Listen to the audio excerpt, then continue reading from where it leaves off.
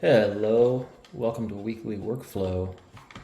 Did you know in DaVinci Resolve, if you need to export a plate and you've received an edit with a bunch of crazy effects, let's say that the footage comes in from the edit and there's a bunch of scaling or position or even rotation effects, and you just need to export this as a raw plate without any effects applied to it, Resolve makes it really easy to do that.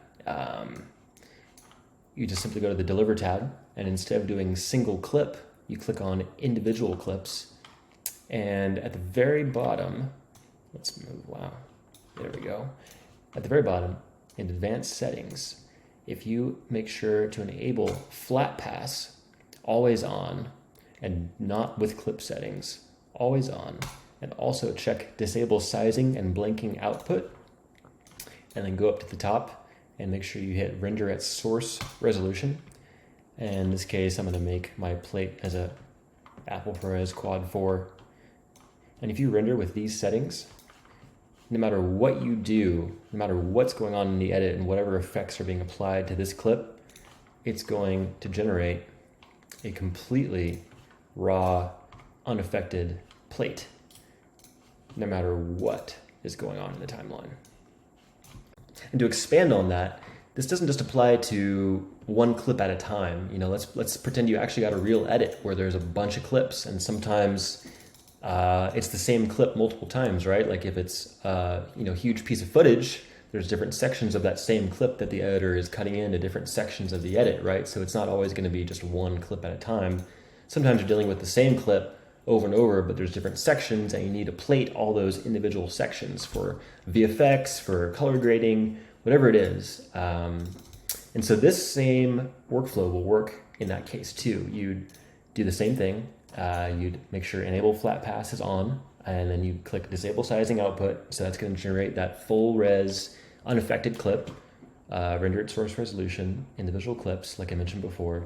But one thing you want to make sure of, depending on your workflow, you can either do source for the file name on export. You can either use source name, and then make sure you check use unique file names, either adding a prefix or a suffix, which is just going to add a little unique number at the beginning or the end of the file name, so it doesn't overwrite using the same clip name over and over again when you make all these plates. Or you can get a little crazy and use Resolve's crazy, amazing metadata tags. If you click on custom name and you type %, it's going to show you this crazy list of all these metadata tags you can tag your exported plates with. So let's pretend in this case I want to do %clip name.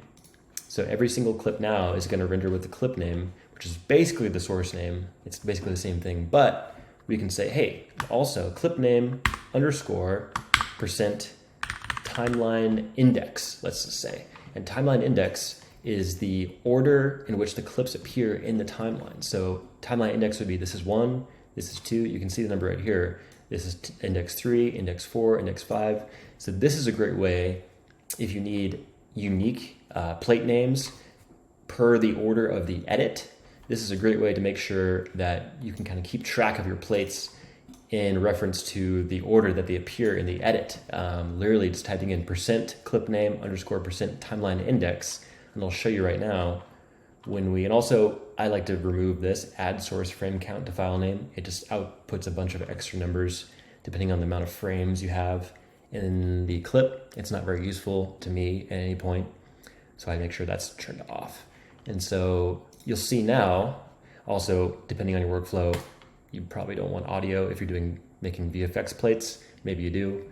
In any case, let's see if this does anything interesting. So render that, renders that, renders that. It goes down the whole timeline, whether it's 30 seconds, whether it's an hour and a half, doesn't matter.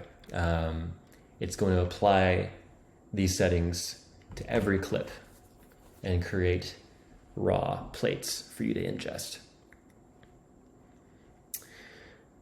As you can see, this isn't a real edit. This is the same 3 space shots over and over again, but you could use your imagination. And you'll see, once it's done, that we have, go to my desktop. And obviously these are maybe a little too long for a real VFX workflow's plate names, but you'll see the principle here is that it's done. And you can also remove these extra things as well, because I kept the use unique file names, which adds this v1 001 002 thing to the timeline, to the file name, which you can keep, but you'll see that it's done clip name, which is all this, boom, boom, boom, underscore timeline index, which is _1. And it goes clip name _2, 3, 4, 5, 6, 7, and goes on down the line. And these are all completely unaffected raw plates that I've generated from this quote unquote edit, which had a bunch of repos and rotations and effects applied to it. So this is a really great way to automate a VFX ingest workflow, no matter the size of the project or the length of the project or whatever you're working with. If you have an AAF or even EDLs from the editor and you have the raw media, this workflow will work for you. The more you know.